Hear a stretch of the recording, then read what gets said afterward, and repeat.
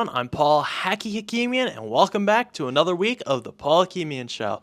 This week we have on Division One commit Alexis Toro from Girls Lacrosse. Let's get into it. We're here with Westwood Girls Lacrosse D1 commit Alexis Toro. Alexis, tell us a little bit about yourself. I'm a senior. I committed to a school in upstate New York. I've been playing lacrosse since like second grade, and I've been playing on a club team ever since then. And what drew you first to lacrosse when you started out? Actually, my older brother started playing before me, and I just really liked how the boys played. I mean, obviously our game doesn't even compare to theirs, Of course. but some of it does translate over, so that's kind of what made me switch. So was your brother a bit of a role model in your early career? I guess so. I mean, he didn't really care about it as much as I did, but he was kind of the one that set me up for it. Absolutely. So how have you developed since freshman year? I mean, I think I've developed a lot, especially on the field. I think my freshman year, I did start as a midi, but I feel like I was kind of a little bit like laid back. Like we had a lot of seniors that year, so I didn't really need to like step up that much. My sophomore year, I stepped up a lot. I feel like my stats show that. I mean, I don't know. I think I'm a leader this year even more so. That's great. And you mentioned a little bit before you did some time with club teams. Would you tell us a little bit about that? Yeah, so I've been playing club since I was in sixth grade, and my last year was, I guess last year, but now I kind of coach it and stuff. So that's like really fun. I enjoy being with the girls and stuff.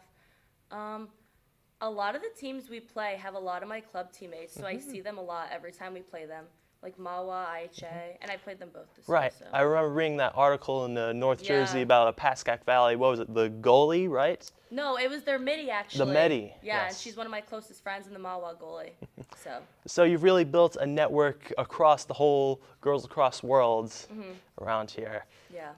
And then in the club team, so you're staying within the program as a coach. Is that kind of just a little side project, or are you enjoying coaching as well?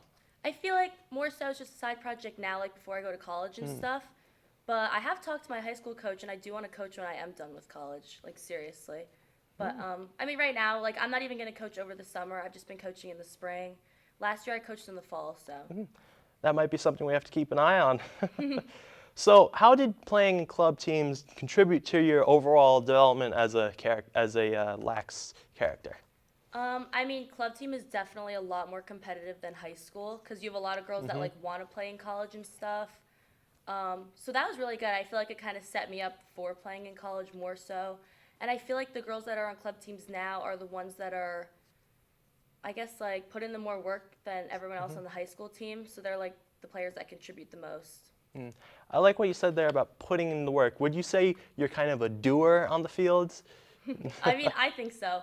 In the off season, I feel like I put in a lot of work, so I wanted it to translate onto the field right now, and I would say it is, I think. Absolutely, and it's translating on the field so much. Let's take a bit of an inventory. Just this year, you hit 200 points, you broke Morgan Connor's gold record, and you broke 200 goals. I mean, just take me back to the goal record when you broke that. Did you know it was coming, or? Actually, I knew that one was coming. I didn't know when I broke the point record, but when I hit 200 goals, I knew that it was coming. I didn't know what time in the game because it was actually a really back and forth game. It was the Rampo game this year. Right. Yeah, it was just surreal. Right. And how do you take all of these records in stride just throughout the season? I think it's kind of like it's great in the moment you hit it, but then like next day you got to go to practice, move on, and just like play for the next game. So in the games this season, you've averaged 4.5 goals a game. And how do you just maintain that level of dominance on the field? I don't know. I feel like it really like is depending on my teammates too. Like without them, like I wouldn't be able to score as much. I feel like me and Sienna, me and Parker, we work well together, so we're able to like feed each other, do all these different plays. So I'm able to have a lot of opportunities to score. Right, and during your opportunity to score, how do you make those quick time assessments to make those plays? I feel like a lot of the time it's just like you have like a split second and you either got to shoot or just pull out. A lot of people will just like force the ball. I try not to because I feel like I'd rather reset and like start a new play. But I don't know. I feel like it's a lot of just like first instinct, like just shoot it type thing. Absolutely. I've definitely, going to all these games this season, I've seen your first instinct. I remember one time you were just coming off the bench. You come off right off the Oh, bench. yeah. You run right in and just score, without even breaking stride. Yeah. I mean, that's just, that takes talent right there. Yeah. So, so how do you balance athletics and school life? I mean, I used to play like more sports than I do now. Now I just play lacrosse. And I don't know, I always wanted to put like a lot of effort into school, and everyone always says like academics come 1st. But I mean, I cared about sports like even the same amount, so I guess it was just second nature to put in the same amount of effort. And what are some of your interests outside of lacrosse? I guess like I don't really have that many outside. Like I guess just like working out. I like lifting and exercising, but it's really just lacrosse. So no really hobbies or anything? Not really. Just purely lacrosse. Yeah. Okay. Well, that's not bad at all either. Very dedicated to the sports. So over the past couple of years, I think we talked about earlier, you have played with some career greats, at Westwood Girls Lacrosse that did go on to play in college, like Morgan Hornage, Kira Dunn. If you had to bring back one of those players to play on this current team, who would you pick? I think Kira Dunn. She has like the most influence across the field, and she's like one of the greatest leaders that like we've ever had. She's always like so positive, and she never drags anyone down.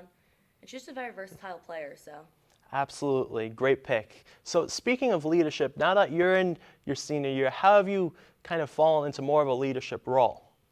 I feel like since like preseason, more of the captains and leaders that like wanted to like get on the field and like stay longer than everyone else, like those you can kind of just see. But I feel like it also has to do with like the presence on the field, like who's working to get the ball back, who's looking at the next play. Like everyone just knows like those are the people that like you can rely on and stuff.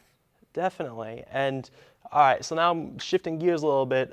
Canisius University, how did that become the right fit for you? I guess I was talking to them for a couple months, and I had visited multiple times. I just absolutely fell in love with the school. I loved where it was, and it was really the coaches and like the girls that like did it for me. Like they like made me wanna like go there. Well, that's great to hear. It sounds like a great fit. And now, before we go, is there anything you'd want to say to people maybe wanting to get into lacrosse, but they don't know where to start? I feel like just start with like joining a club team or like reach out to your high school coach and like ask them like what are the next steps, what can I do now, type of thing. All right, well, Alexis, it was great having you on the show, and congratulations on all of the checklists of accomplishments this season and as you go forth beyond, and we'll be right back. Thank you. That's all here today from the Paul Hakimian Show. Thank you for Alexis Toro for her segment, and go Cards!